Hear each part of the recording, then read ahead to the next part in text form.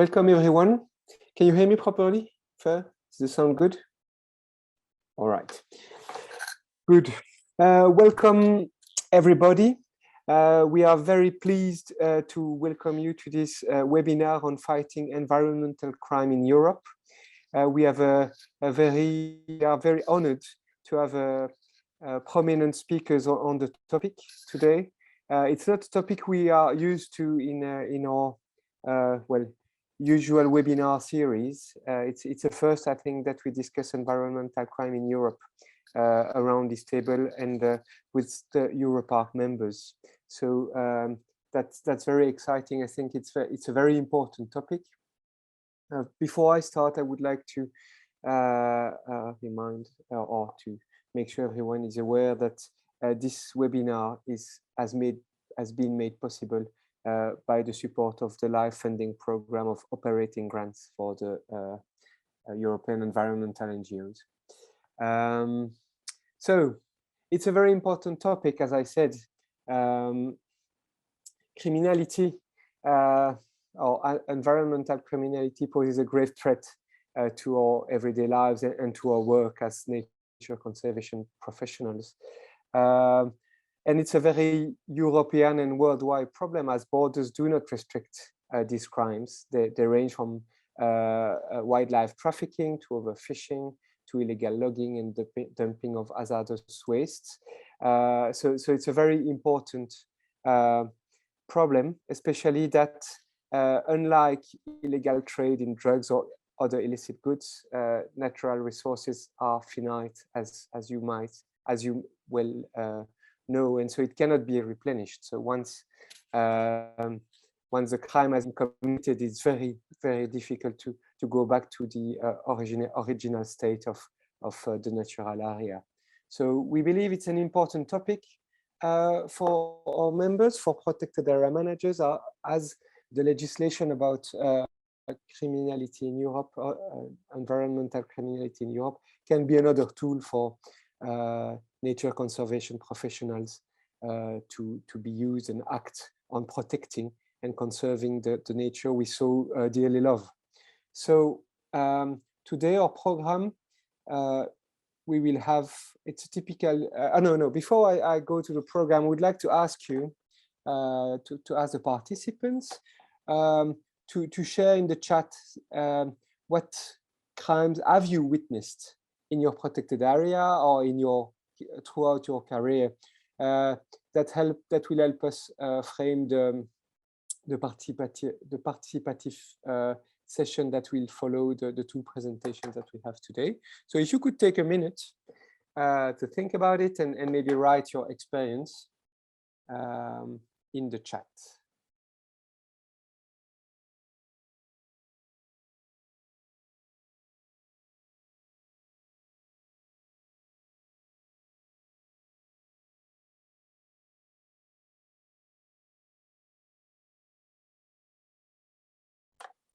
Okay, thank you, Christina. You're the first to shoot with illegal poisoning and shooting of raptors. I'll give you another 2 minutes and then I'll move forward. Don't hesitate to keep writing in the chat. I think it's useful that we understand what actually happens in protected areas.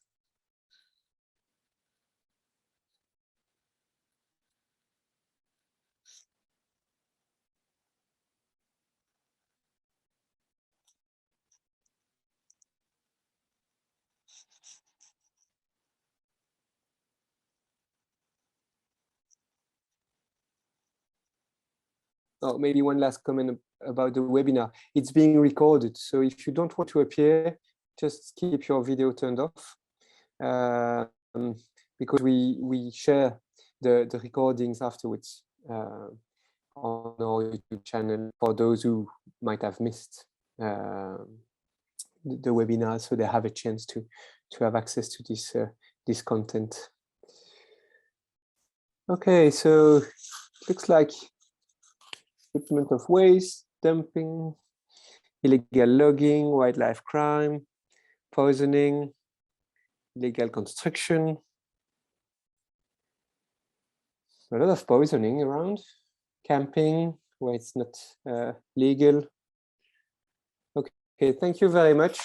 We'll read through that and we might be able to use it in the second part. So please, if you have ideas, don't hesitate to share them on the chat. We'll scan it through and we'll use it later. Okay, so the program of the day, it's a quite typical structure for Europark webinar.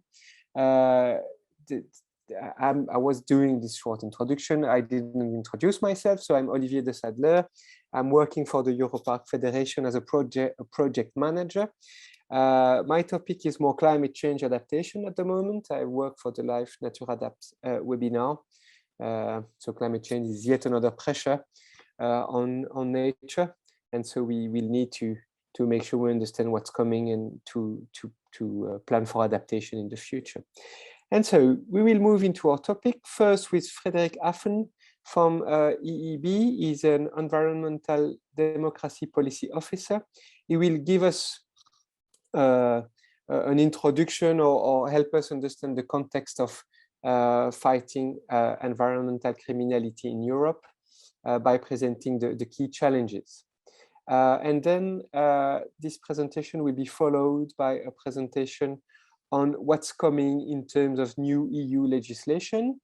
And we are honored to welcome Roxane Chaplin, who is working in the office of Marie Toussaint, the French MEP, who is pushing for that legislation. Unfortunately, Marie could not come with a last minute issue that she had to deal with, but Roxane, who is the expert on the topic in her office, will give us a short talk on the work they are doing to bring a new legislation or an updated legislation on the topic. And then we'll have a participatory session. It won't be the usual Q&A. We will ask you a number of questions that will help feed or contribute to the legislation, hopefully, or at least share the views of nature protected area managers. And then we will be able to ask questions or comments if need be. Okay, so Frederick, I will stop sharing my screen. The floor is yours. Thanks a lot. First off, I just changed my microphone. Can you still hear me good? Yes, very good. Perfect, thank you. Hello everyone, good morning. I'm Frederick Haffen, and as Olivier already kindly said, I work for the European Environmental Bureau, which is a network of environmental NGOs here based in Brussels, a network of environmental NGOs in Europe. Currently, we span about 170 members, which makes us the largest network representing at the European level. I'm going to talk today a little bit about setting the scene about the challenges of fighting environmental crime in Europe and beyond. A lot of what I will be talking about is based upon a report that our organization wrote a while ago, and I'll post a hyperlink in the chat after my talk, so you can have a read as well in your own time if this topic interests you further. First off, I understand that this webinar is the first of the year, so I still wish you a happy new year, although it's already a month in. I hope that's not inappropriate. I'm happy to speak to you today, to such a diverse audience representing people directly on the ground. It's very important to us to also have that relationship and hear back. And I already saw some things in the chat that about the issues, the crimes you are experiencing that make me think. So what I will be talking about today, as I already said, is about the challenges of fighting environmental crime in Europe, and I'm trying to briefly touch upon about 6 different issues. The first one being how do you define the damage of an environmental crime? The second one being who's the victim when environmental crime is being convicted? The third one being why are there so little convictions of criminals in this area? The fourth, how environmental crime is actually committed in practice. The fifth will be on why current convictions don't really help to solve the problems, and the sixth is on who actually cleans up the mess after a crime has been committed. Maybe at the outset, to set the scene, to remind everyone that Europe is currently still the largest trading bloc in the world. It has an immense turnover for all sorts of products, and that includes illegal products and services in the area of environmental crime. Currently, environmental crime worldwide is the fourth largest, most lucrative crime, with something estimated around $260 billion of annual turnover. Just to put that into perspective, if you want to be a career criminal, environmental crime is a very good, lucrative option to choose from internationally. Sometimes people don't understand how much money there actually is in this area. Now I'd like to get into the first topic of defining the damage. It's very easy to define the damage of environmental crime if it's economic damage, if somebody's losing money. But oftentimes when economic damage is involved, the issue will turn into a civil law issue and won't be that much of a criminal area, and the state doesn't get involved. One example here would be illegal water abstraction. If you illegally source water, you can quantify the price per liter of that water, per cubic meter of the damage. But how do you identify the damage done to the surrounding soil quality? That will be much more difficult to assess. There is an example from 2016, or still ongoing, in the Doñana region in Spain, which is also Natura 2000 habitat. Maybe one of your colleagues will point out all the mistakes I'm about to make in trying to explain this example, so please do call me out later on. There were something over 1,000 unauthorized water wells found and over 1,500 irrigation ponds back in 2016. The issue made it all the way up to the European courts, but illegal water abstraction at the time by the European legislation was not covered by what is called the European Environmental Crime Directive, about which Roxanne will talk a lot more later. But here just an example of damage that can be done that is very difficult to define. How do you define that damage? How do you quantify that damage of illegal water abstraction in a habitat? Another issue with regard to defining the damage is a very common issue, which is the pollution, especially when you talk about diffuse pollution. If you pollute an area, if you pollute the quality of air, it travels across borders very, very quickly, and the effects of ozone depleting substances can be felt all over the world. How do you quantify that? How do you say, how big was that damage? So that is one of the main issues in trying to fight environmental crime, assessing the damage. The second issue is defining who the victim is. Normally, the victim is nature itself, but in front of the law, the nature is voiceless. And when it comes to environmental crimes, we find that from a legal construct, oftentimes we see that it's not one person that was damaged. It was the health of hundreds, thousands, or millions of people that was damaged. So we come into an area of something that in the US, they call class action lawsuits. In Europe, they would call it collective action. Currently in Europe, that's possible for consumer issues, but not for victims of environmental crime. So we get into a legal procedural issue of how to represent victims where it's not one victim, but thousands. Again, when you define the victim, it's easy if it's economic damage. If a house was damaged, if someone's property was damaged, that's easy to define. But if it's the health, if it's diffuse, it's very difficult. Also, there's issues such as the rights of future generations. There's loads of international conventions, for example, the Aarhus Convention, if anybody has ever heard of it, that also make a reference to the future generations. How do you define the victims that haven't even been born yet, or that are infants at this stage, and the impact that environmental crime will have on them? There's also at the international level 2 movements that will be very interesting to follow in the future. First of the movement to define and give a right to a healthy environment that can then be legally used to defend. And the second concept is that one of ecocide, which some of you may have heard already, and which I'm sure Roxanne will talk a little bit more about later. Now, after having talked about the difficulty in defining the damage and defining the victim, there is a real practical issue we see all over Europe and actually worldwide as well, that there's very little convictions of environmental crimes. The main reason being the lack of political will and resources at national levels. There's still a lot of expertise is lacking at the national levels with regard to police and prosecution services. There's currently in Europe only a few countries that have dedicated environmental crime prosecution services, and at the moment I believe that's Spain, Sweden, and Germany. When it comes to police and prosecutors, we have an issue of vague legal definitions that are very difficult to use for them, so they stay away from them. We also have the issue that certain conducts simply aren't illegal, made criminal yet. So they're not in the criminal codes. For example, currently on the European level, illegal fishing, as Olivier already mentioned in the beginning, and illegal fishing and trading that fish isn't even technically recognized as an environmental crime under European law, so it falls in the administrative category. And just to give a little bit of perspective, in Europol has estimated that illegal tuna trafficking in Europe amounts to about 2.5 million kilograms a year. So it's not like this is a small problem.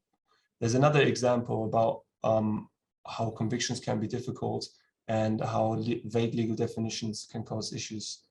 When we look to an issue in a site in Croatia, it was called the Black Hill landfill site near a town of Benkovac, which I probably absolutely butchered the name of, so I apologize for that to any Croatian colleagues here.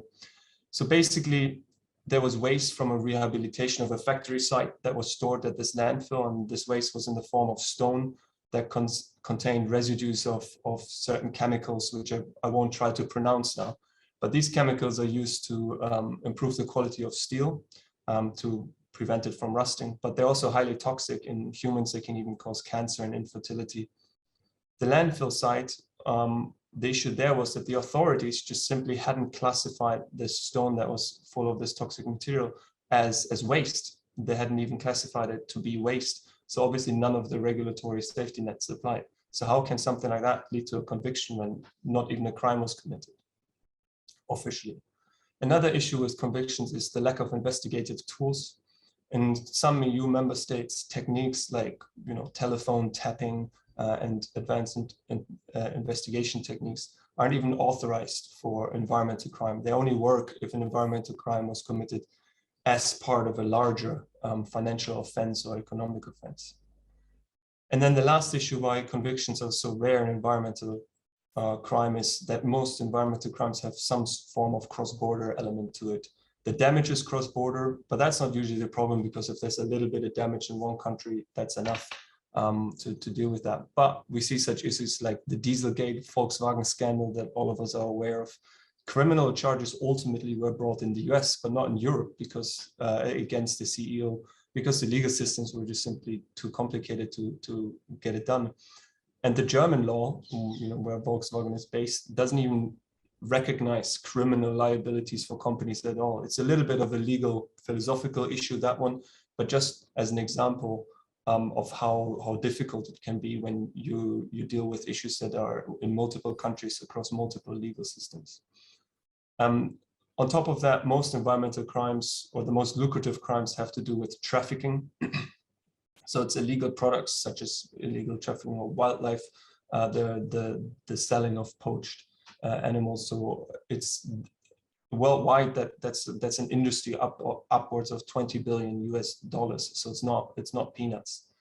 Another trafficking crime, illegal products which then are illegally harvested. So we're talking about logging, and we've had reports in Romania where whistleblowers have been severely intimidated and have had threats to their lives as well. Another trafficking crime, which I think is often overlooked, is waste. So in Europe, it's estimated about 25% of all the waste that is shipped in and throughout Europe is actually illegal. Waste in Europe is a 12 billion euro annual business, and now think about 25% of that illegally. And the EU there is a transit hub. Clearly, it's not always the waste doesn't end up somewhere else in Europe. It gets shipped outwards. Not everything is bleak. in the area of international cooperation. There's Europol and Eurojust who are doing a great job, but their problem is that, so these are cooperation institutions at the European level. They help police officers across countries and prosecuting services across countries to cooperate.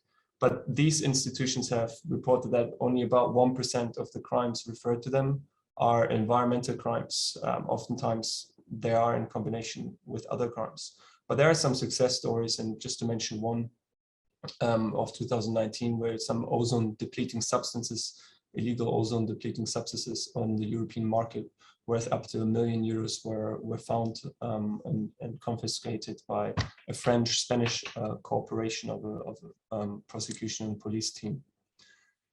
Ultimately, international cooperation is absolutely crucial in the environmental criminal area, and that's also why it's so important to have European legislation, which Roxanne will talk about more later. Environmental crime in practice, so down to my fourth point on why it's so difficult to deal with environmental crime, is that most environmental crime in practice is linked, in Europe especially, is linked to some form of authorization, to a license, a permit. Now, these permits are oftentimes fraudulently obtained. They're obtained via corruption. They're just forged documents, but it makes it very difficult to get to the base of things. So, for example, to give you a very practical example, the shipping of electronic waste.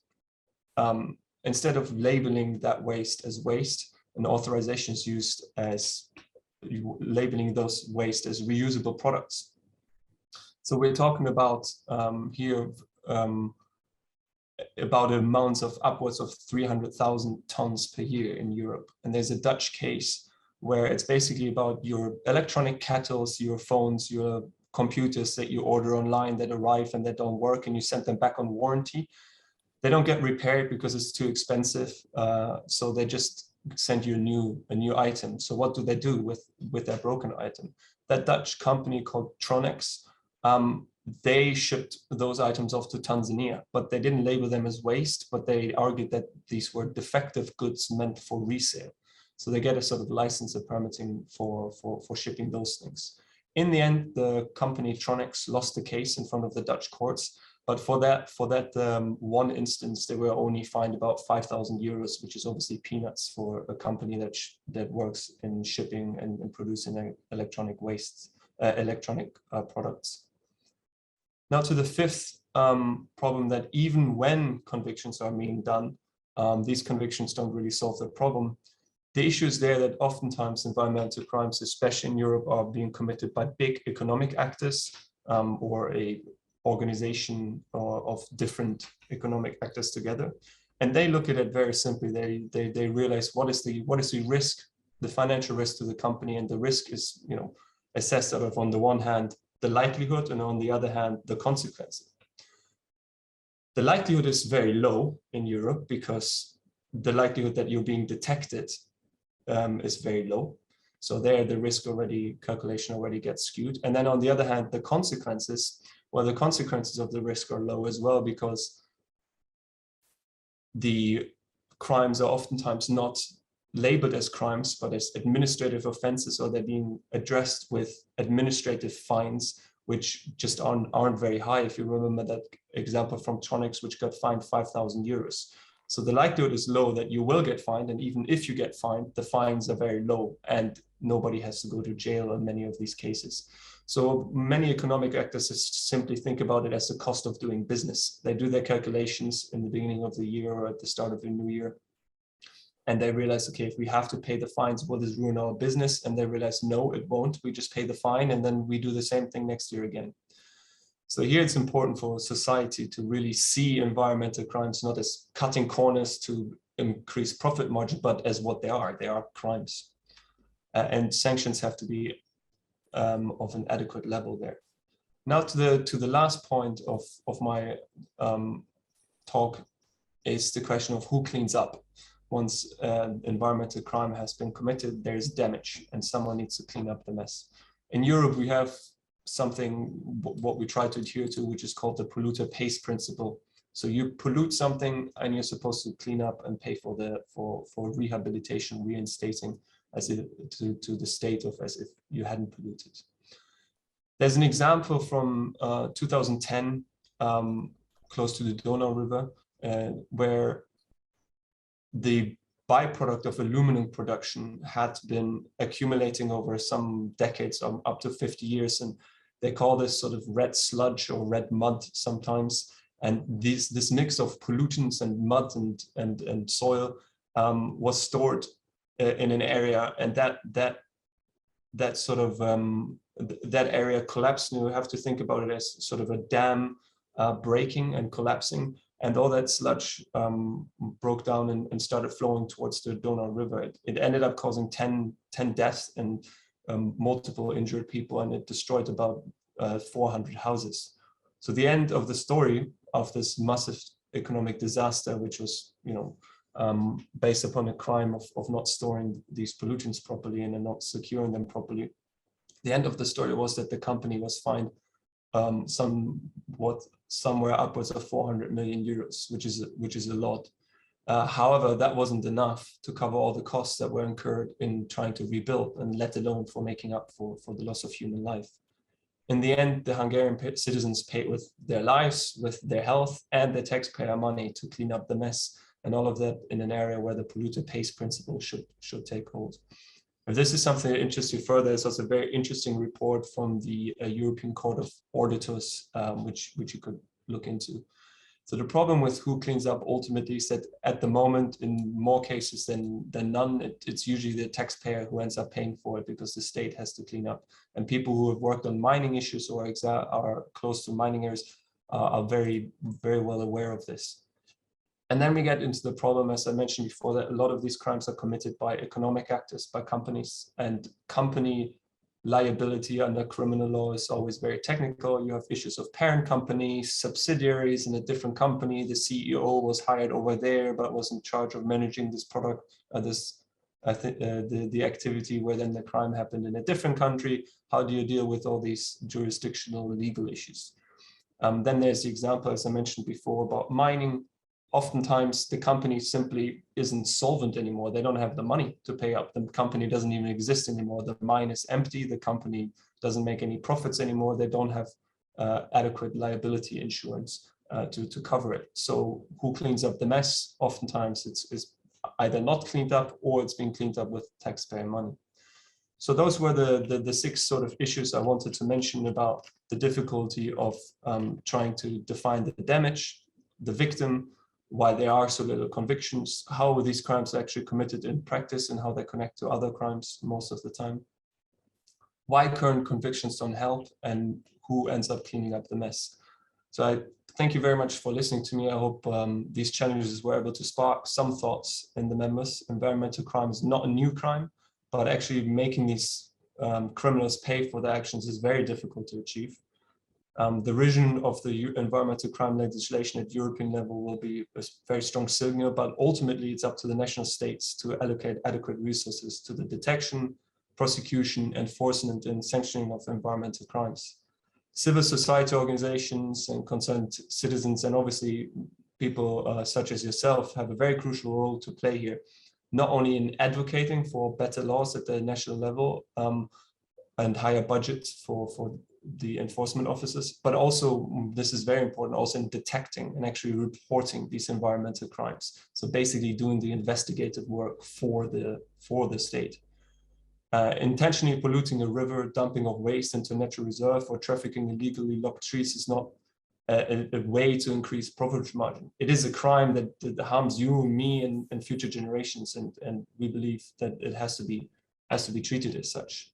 So to sum up, environmental crime, I've painted a very bleak picture of only focusing on all the challenges and the issues at the moment. There are ways of addressing these, but I wanted to just give you a little bit of an insight into why this topic is so difficult and why it's so important to address. I'm going to now paste in the chat, copy paste in the chat, that link I was talking about earlier about that report. If anybody wants to have a look at it in their own time, feel very free to do so. And I look forward to also our conversation at the end of the next presentation. Thank you very much. Thank you very much, Frederick. I think it was crystal clear. So you painted the reality of environmental crimes very comprehensively. I'm pretty sure our audience really relates to the story you told, and we can see in the chat that most of our participants have been faced or confronted with environmental crime throughout their careers or on their sites.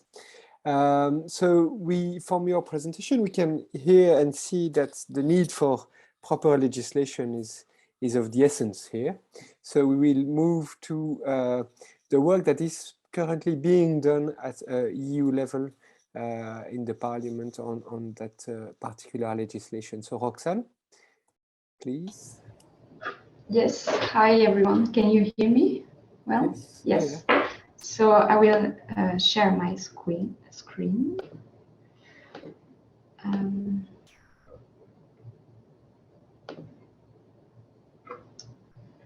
good.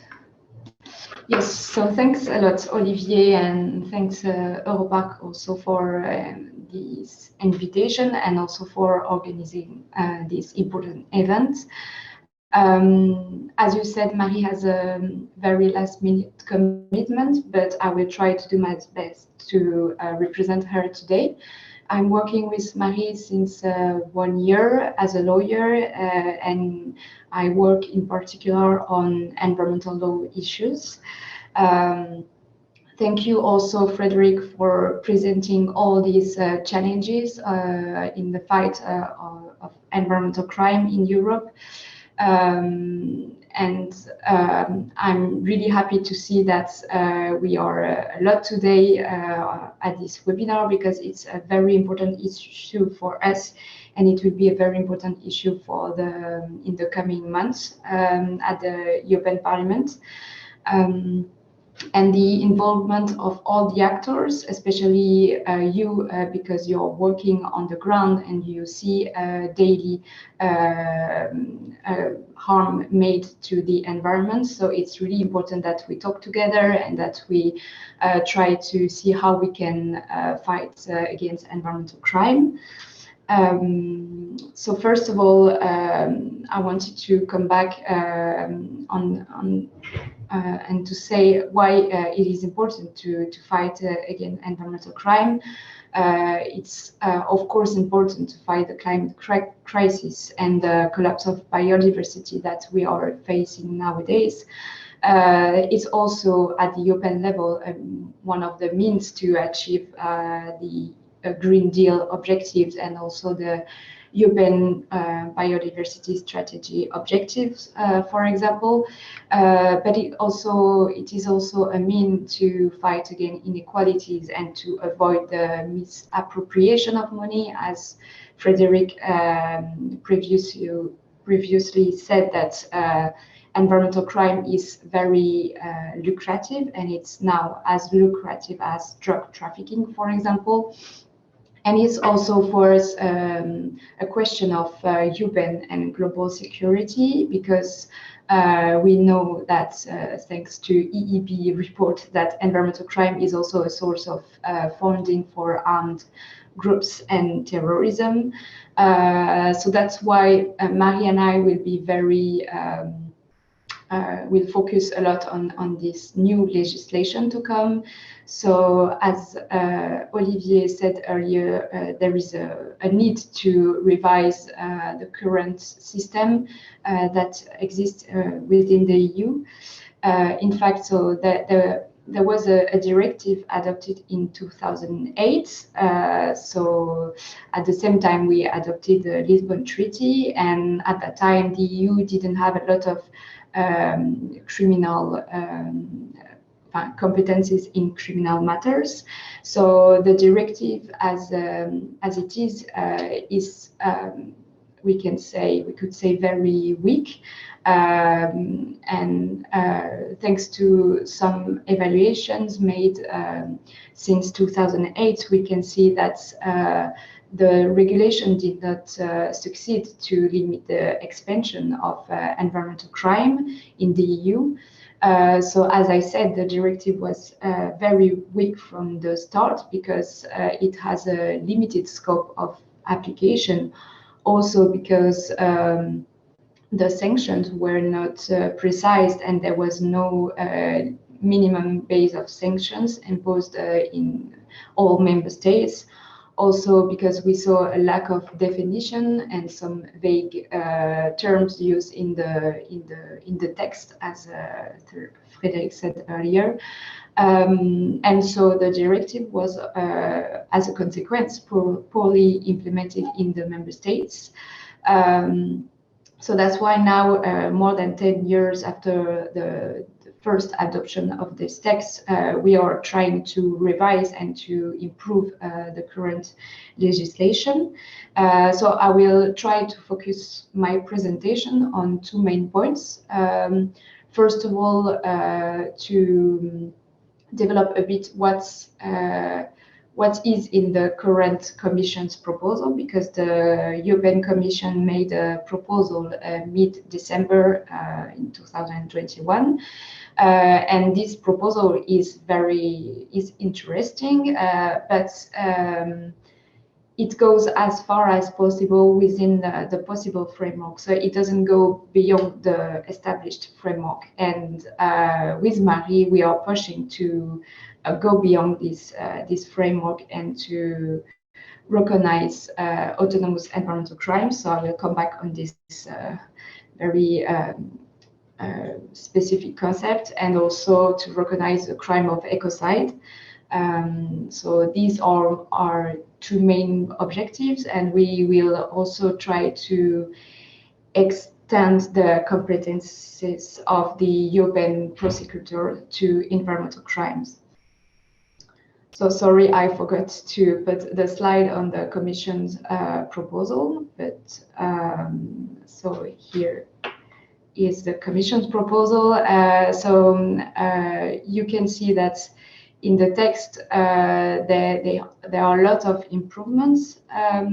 First of all, when it comes to the definition and the concept of criminal offenses to environment, the Commission created new offenses, for example, water extraction or illegal logging, also pollution crimes through mass use of products. And it also clarifies some vague terms such as substantial damage or negligible quantity, which are really important for judges and also for lawyers to precise and to argue when there is a legislation on some environmental harms. The Commission's proposal also precise the sanctions by creating a minimum and maximum sanctions. So for natural person, for example, the sanctions could be 3 to 10 years of imprisoned, and also for companies, they precise a lot what could be the sanctions imposed to companies. So it's really important because it's also something to dissuade companies to do so, to harm the environment. The Commission's proposal also strengthened the role of civil society, and there is an important article on the protection of environmental defenders. So it's really important for us to go into this direction. But as I said earlier, the Commission didn't choose to really change the approach they had with this text, and they remain in this established framework, but they didn't go further. They missed the opportunity to condemn environmental crime, environmental damage as such, which is independently of administrative authorizations.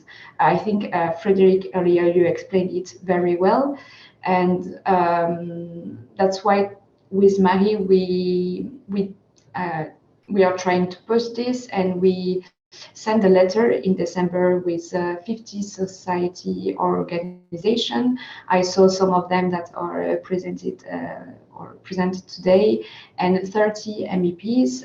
We asked the commissioners Reinders and Sinkevicius to change the current approach they have to better fight environmental crimes. So now I will more focus on our objective within this revision. So first of all, we really want to recognize autonomous environmental crime. Indeed, the current system doesn't work. As I said, Frederick mentioned already the e-waste case in the Netherlands, for example, where we can see that the fact that the administration controls the application and the respect of environmental regulations is not satisfactory at all, because first of all, there is a lack of financial and human resources in the administration to really fight against environmental crime. I will just take an example. In France, we have nowadays 1,500 inspectors of the environment, but we also have more than 500,000 installations classified for the protection of the environment. So the Seveso in the European language, I would say. It's also not satisfactory that the administration and the public authorities control this application of environmental law, because there is sometimes a protection of a certain political or economic interest. And also, it is important to create a real independent criminal legislation, because criminal law has its own characteristic, which make it more dissuasive than administrative law, especially in terms of the level of sanctions. I would say that the current system and also the Commission's proposal prefers to repair the environmental damage made and not really dissuasive and deter environmental criminals. And that's why we would like to go further. I can take some examples maybe to illustrate what is the lack with the current proposal, and what is this concept of environmental crime, autonomous environmental crime. For example, in France, the Lubrizol explosion of the Lubrizol industry or the Tereos factory, we saw that there were a lot of pollution of rivers and fauna and flora, but it was only condemned on the basis of administrative law and not on criminal law, because there was an administrative authorization before this explosion. Also, we can take the example of the chlordécone in Guadeloupe. This product has been authorized by the French authorities for decades, and even though we now know that it's extremely toxic, there is no criminal sanctions that could be declared at the time that the chlordécone was authorized by the French authorities. So I will not. I have some other examples. For example, the illegal tuna fishing in Malta. It leads to the arrest of a lot of people, but not on the basis of the environmental criminal directive, because bluefin tuna is not included in the list of protected species in the Habitat Directive. I think you know this better than me, so maybe if I'm also saying wrong things, please do correct me. So yes. that's why we are asking for a guarantee of impartiality from administrative legislation and public authorities. And it's also very important not to put an obstacle to the prosecution of public authorities that sometimes know and use their powers to incite the commission of offenses. So now I will go to the second point, which is the concept of the crime of ecocide and why we think we should criminalize ecocides. First of all, it's a very old concept, I would say. It was first used in the Stockholm Conference in 1972, especially in the concept of the Orange Agent in Vietnam. Now we can say that there are a lot of examples of ecocide in the world, the Chernobyl and the Fukushima nuclear disaster, for example, also the Deepwater Horizon and Prestige oil spill, also the deforestation in the Amazon nowadays. So a lot of like huge damage to the environment that can endanger the survival of humanity and of non-human species on the planet. And climate change is also one of these crime to the planet and to humanity. Now we really think it is the moment to recognize this crime, because it's a call from the civil society and also from legal experts. In June last year, an independent panel of legal experts made a definition of what we should consider as ecocide. And we really think this definition could be used and adapted to the European law. We can also see that the public consultation made on the revision of this environmental crime directive, there was 38 answers in this consultation that called for the recognition of this crime. And now some member states, such as Belgium, Finland, and even France, are making progress on this issue.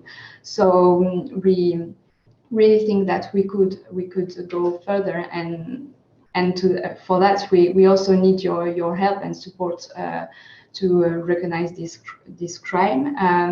Also at the European level, we succeed to adopt some reports in which we called for recognition at the international level and also at the European and national level.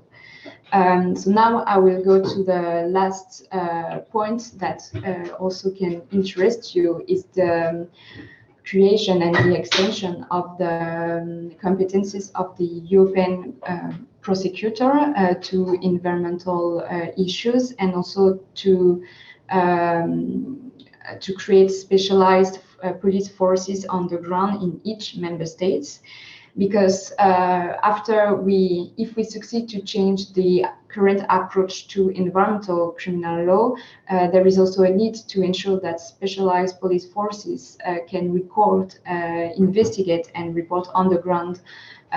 So it's really important for us to also improve the current proposal on this matter. So the Commission also propose training for judges, lawyers, and police forces, but we think that it's really important to create a European green prosecutor that could tackle directly environmental crime and that could be specialized in this issue. So the current European Public Prosecutor Office is only responsible for investigating fraud against the EU financial system.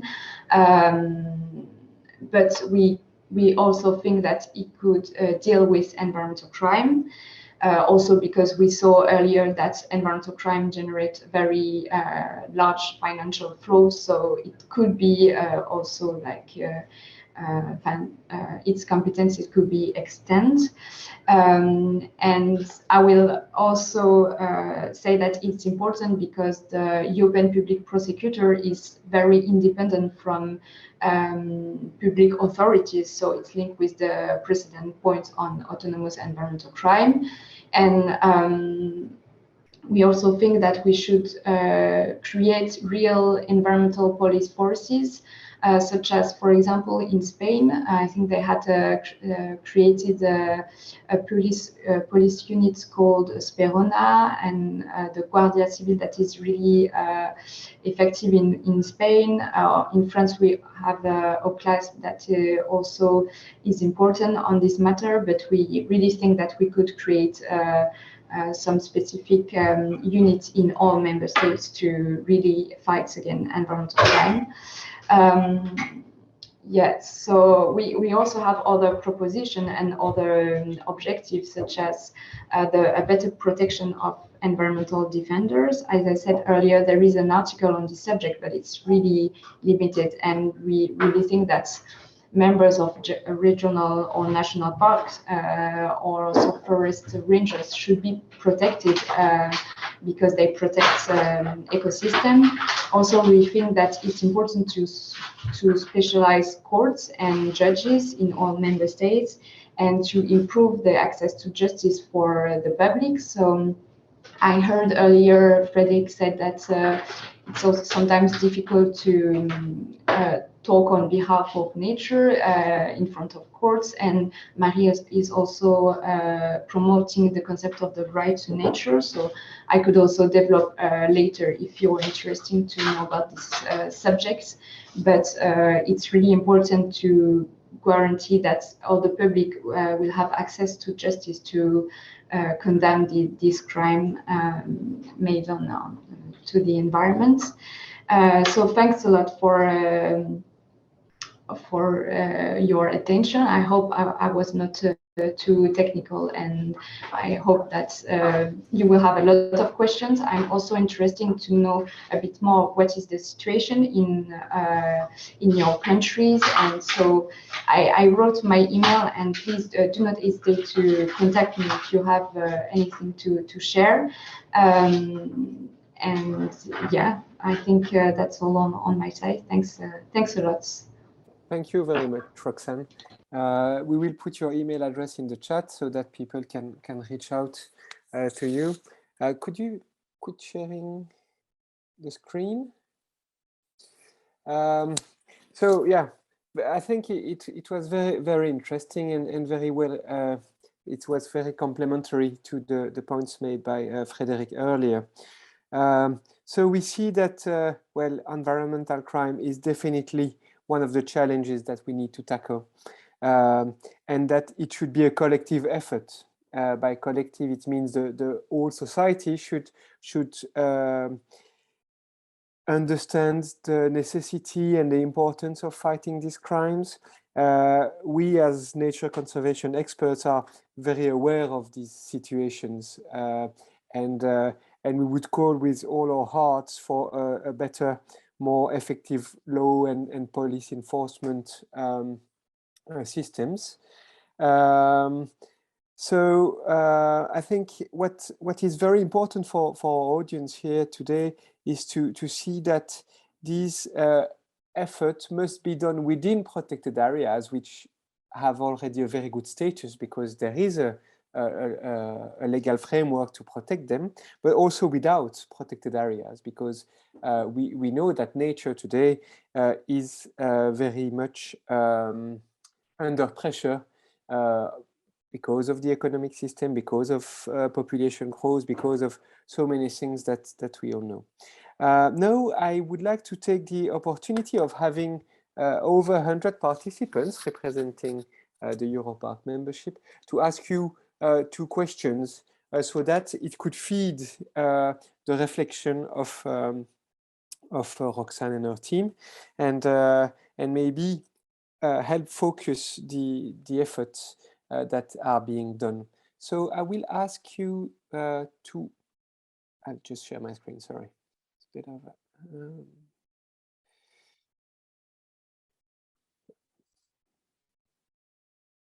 So I should have done that before. Okay, so we will use a tool that if you attend Europark sessions often, you are used to that. It's called Mentimeter. It's just a tool to collect information. I wanted to do this session as participative as possible, but we have 100 and something participants, so I won't be able to give everyone the floor. But if you go on this page, so menti.com, and then type in the code, or if you scan this QR code, you will be redirected to an online platform. You can do that with your phone, you can do that with your computer. It's very easy.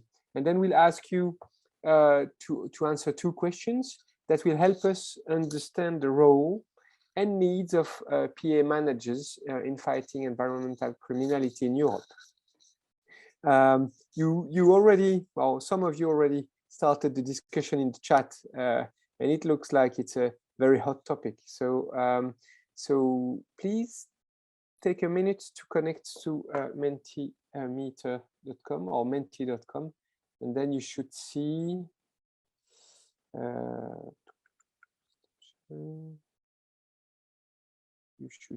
a screen with a question and a form to type in.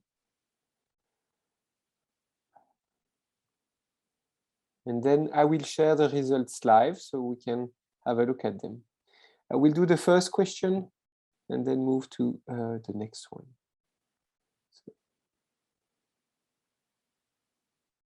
Okay, so at least 2 of you have got in, so it means the system works.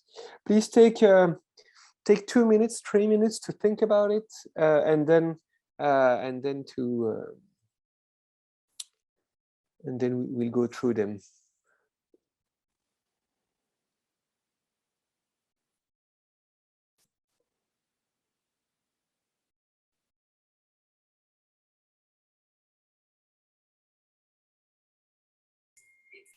Sorry, Olivier, could you please paste the code in the chat?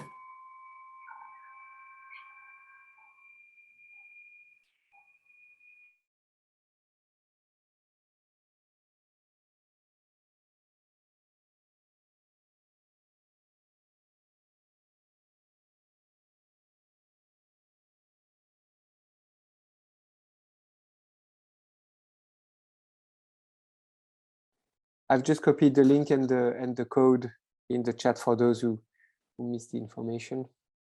I was too quick.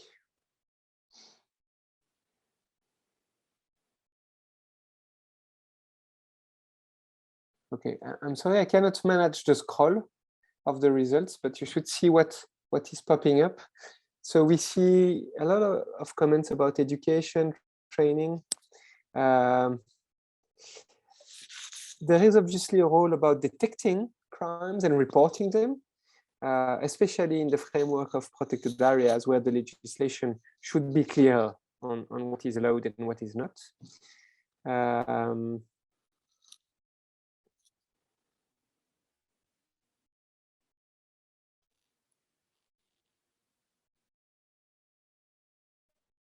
So work about information, surveillance.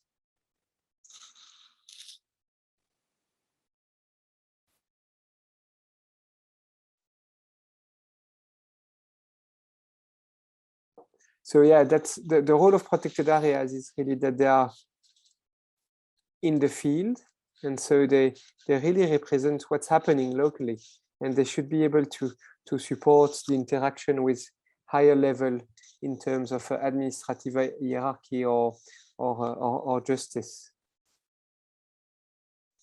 Obviously, PAs should be a good example of proper legislation implementation.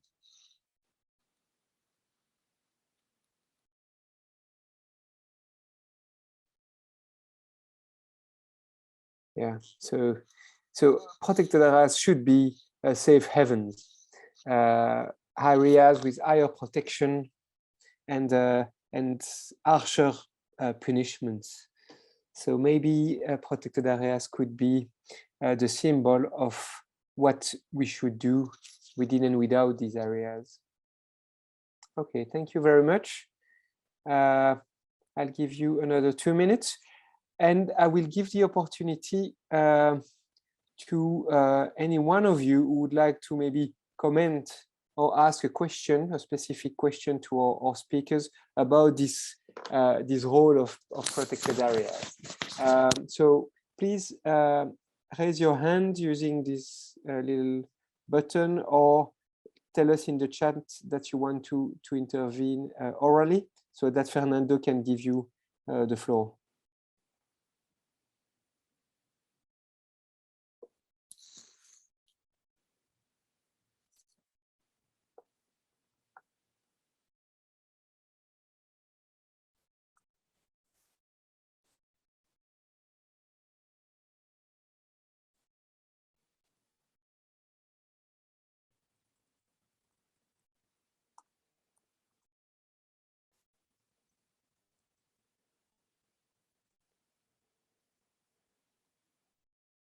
So please don't hesitate to continue filling in the answers, because this will be recorded. So we'll be able to use it later on. Okay. So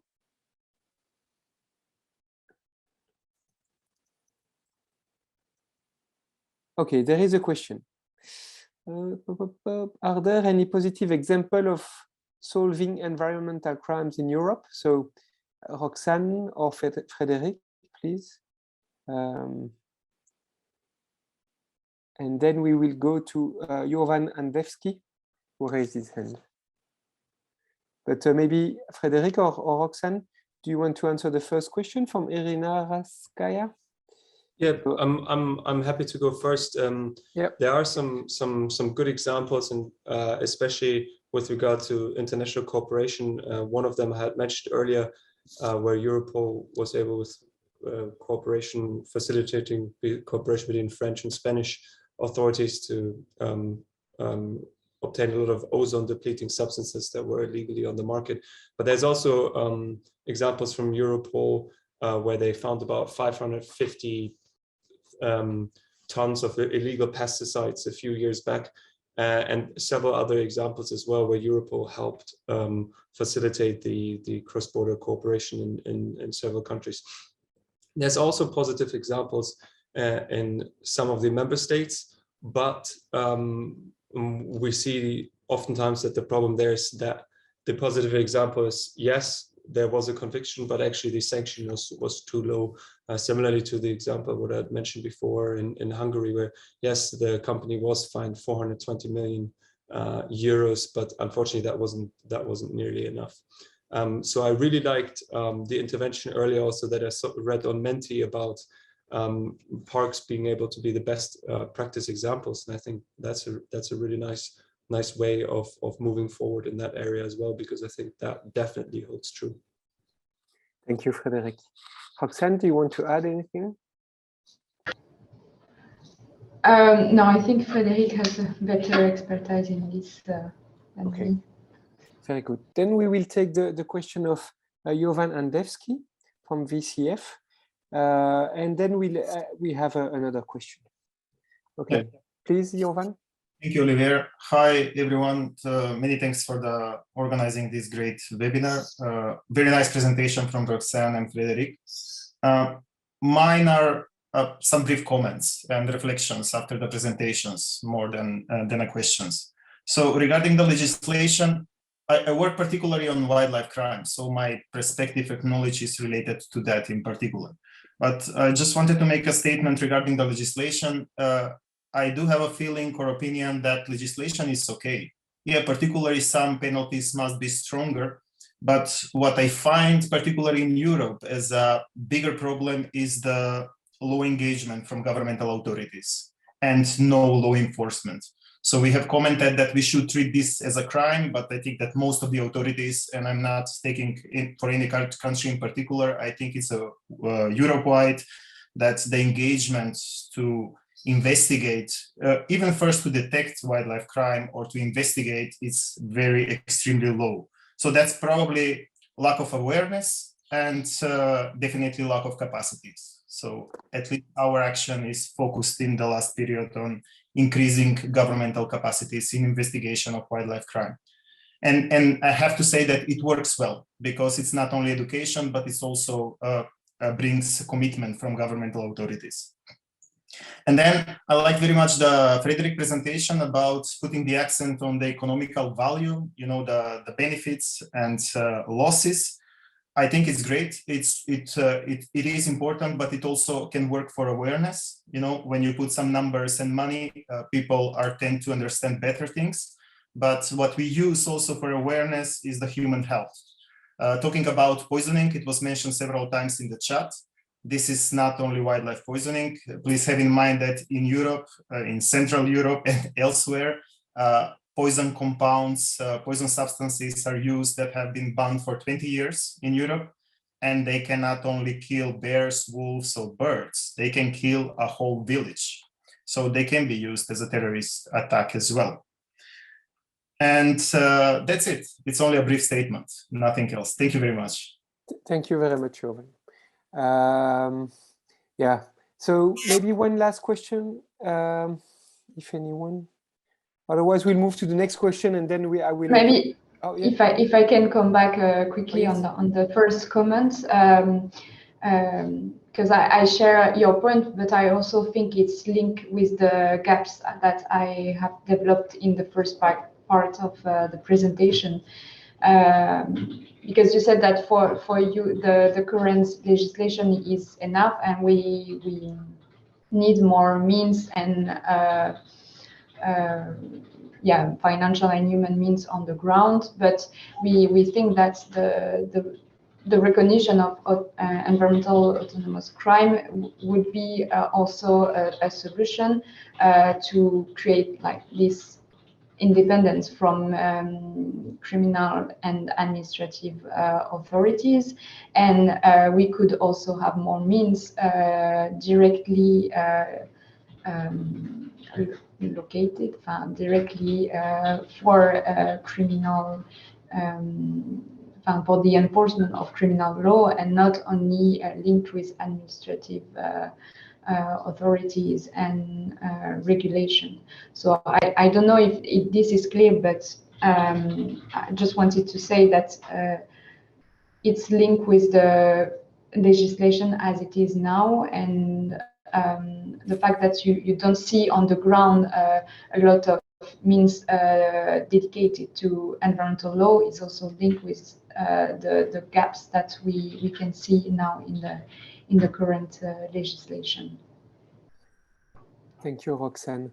I think from what I hear is that there is a question that is often coming up in our own field: is how do we describe the value of nature for itself, and not related to the uses we can do? Because when we hear about the crimes, we see that we want to punish the damage done to human communities or people's life.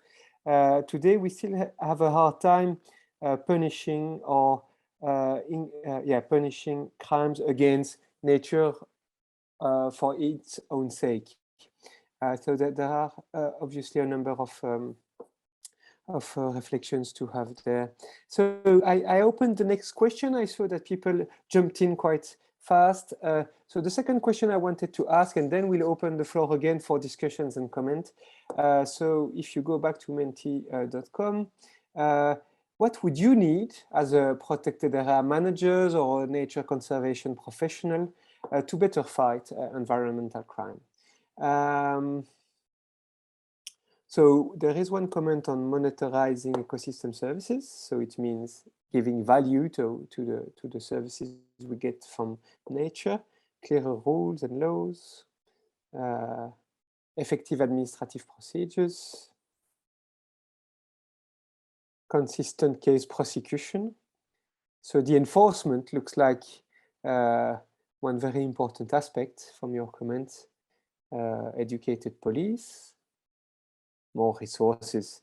That's an obvious one in nature protection.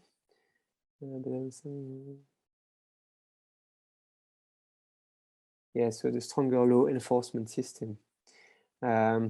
Obviously, here we don't have speakers that can speak for the different member states, because we know very well that the work being done at the EU level still needs to be translated and implemented at a member state level and then regional level, depending on the countries. And so that creates some weak points at some, in many cases. Stronger deterrence. Okay, so maybe prison could be one.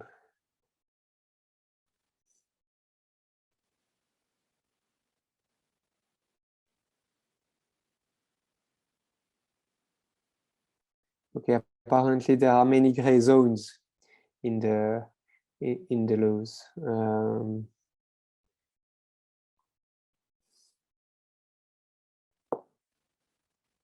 Okay, very good. So please keep going. I will just open the floor to questions as you write and read. So does anyone want to ask a question? Otherwise, I will start with the question that was asked earlier by Zoltán Kun. How would you work where in a case where it is the government who is actually giving authorization against the national or regional law? What would you advise? How would you advise the people who detect it to react?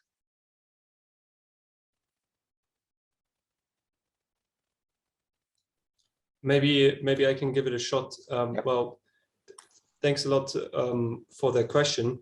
It's a very difficult one. It has no straightforward answer, I think. The easiest answer would be if there's some sort of authorization or permit allowed to do this, issued to do this sort of land grabbing, then yes, you can see if there's if fraud, corruption, forging of documents took place. But other than that, we also see that still public authorities in the eye of the law are much less covered in the European legislation, but also in national legislations, where it's very difficult to hold public authorities to account criminally. Then the only other option is the obvious international level, international conventions, things like that. But then obviously the enforcement at international level is very, very weak when it comes to environmental issues. So that's why I mentioned also in my presentation earlier, the main problem is political will and resources on the nation state level. But to answer the question, the easiest ways are with regard to authorizations, permits, licenses, that something went wrong there with the paperwork, or that some sort of crime was committed there. And if you allow me, Olivier, I just wanted to come back to one quick point that you made about the value of nature itself. It's a bit of a philosophical point, but if we ask everybody in the chat to say what is the value in monetary terms of one human life, first off, nobody would want to answer the question, and secondly, we wouldn't get any sensible answer. But we do put a very high value to the human life, and there are deterrents, and you were talking about prison earlier, so it's not necessarily always a question of putting a monetary value on something. It's a question of putting a value as a society on certain values, on certain principles, such as human life, such as protection of the environment, and that then can lead to deterrents, translate into deterrents, such as also prison sentences, which are now being introduced in the new legislation at European level, and then will have to be transposed into national level, and then hopefully there will be a trickle-down effect also to third countries outside of the EU. Thank you. Roxane, I had a question for you. Is the European Court of Justice competent if you want to, if you see this land grabbing example by your own government? Sorry, could you repeat the end? I had a connection. So Zoltán was giving the example of land grabbing being allowed by a government against its own national or regional laws. Can you go to the European Court of Justice to fight such a behavior? Yes, but the current problem at the European level and at the Court of Justice level is the I have the name in English, l'intérêt d'agir, which is the interest to go to court, and the interpretation is really weak. So you have to prove a direct, indirect, and to be affected directly by this situation. So that's why also Frédéric talked about the Aarhus Convention. The European Union is part of this Aarhus Convention, but the implementation of the condition to access to justice in environmental matters is not completely done yet at the European level. So we are also working on that, and it's linked with the treaties that has limited the access to justice for the moment. So we will also try to improve it, to change the current legislation. But yes, we could go to the Court of Justice, but it takes a lot of, you have different ways. Sometimes you need to first of all go to the national courts and then succeed to go to the European courts, and to go directly to the European courts. It's really difficult. So yeah, I don't know if it answers your question. Yeah, it does. Thank you. Okay, so does anyone want to comment or ask a specific question to our speakers? I think I'm going through the chat. So, oh yeah, Zoltan. Fer, can you open the mic of Zoltan, please? Yeah, hi. Thank you very much. And also quoting me, I put something in the chat box.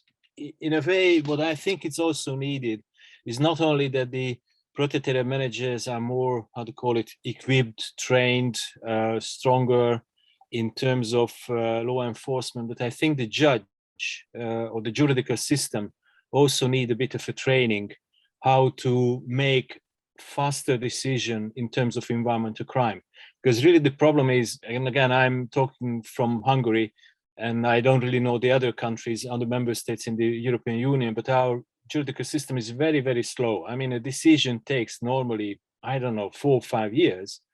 And, you know, by the time of that 4 or 5 years, the company could disappear, the corrupt politician who made the decision disappear, and so on and so on. I think I would also argue that those who are giving unlawful permissions for certain activities, they should have much more serious punishment in terms of environmental crime than in other terms. So there should be kind of system of increase the fear amongst these guys who are giving permissions. Thank you. Thank you. So we hear from your comments the urgency to act and the speed of punishment to increase the fear into avoiding those actions. Roxane, you raised your hand. Yes, maybe just to come back on the judges, it's true that it's really important. We can see in France that they created an association of judges on environmental crime, on environmental issues in general, and also the school for judges in France now proposes, but only like now these days, proposes environmental courses. I also think that it's important that judges and scientific talk together, because sometimes I think it was Frédéric that developed a bit on the environmental damages that are specific and sometimes difficult to detect, or there is a causality link that is difficult to prove, and we can see some gaps in the legal concept when it comes to environmental matters. So that's why I follow a lot of conferences with judges and scientific that talk together and try to understand each language, because law language is something a bit strange sometimes, but also the scientific language is different. So we could merge them and try to, yes, to make them work together as well. Thank you. Okay. Any other questions or comments? I'm looking at the chat. I'm sorry.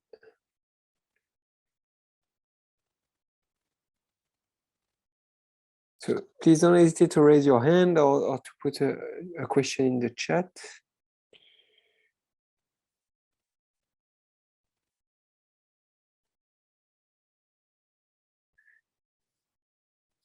It looks like Ukraine has a big, well-designed law, but it doesn't lead to many prosecutions or even convictions.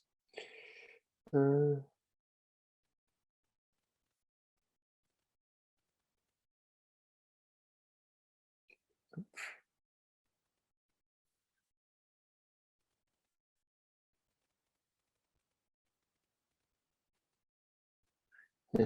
there is a big debate on the value of nature. Okay, does anyone want to ask a last question before we close the webinar for the day?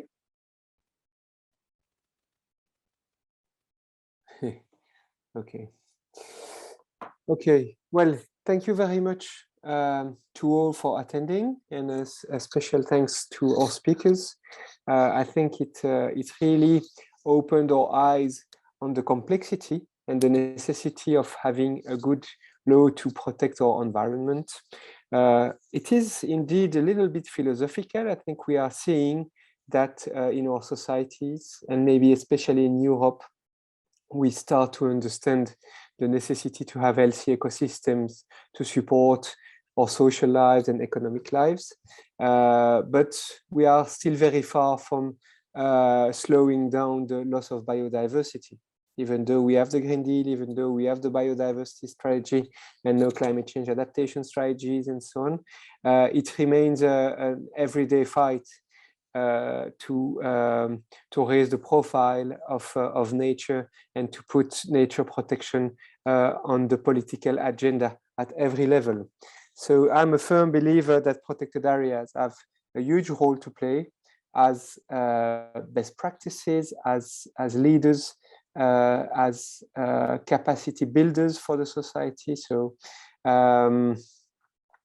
so if you have any questions on the topic, if you want to get involved in this topic, please reach out to us and or to Roxane directly or to Frédéric.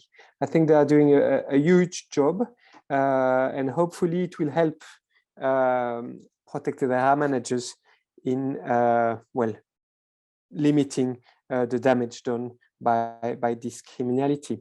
Obviously, it looks like in terms of education, in terms of detecting, in terms of reporting, protected area managers are the right people. No, it seems like it's difficult to find your way and to make sure these crimes are punished properly and are avoided in the future.